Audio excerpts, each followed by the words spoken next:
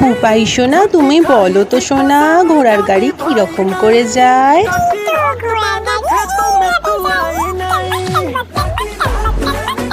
ভাই, হাতটাকে এভাবে ওপর দিকে ঘুরিয়ে ঘুরিয়ে টকবক টকবক কর। এবার বলো তো পুপাই সোনা, রেলগাড়ি কিভাবে যায় দেখাও তো।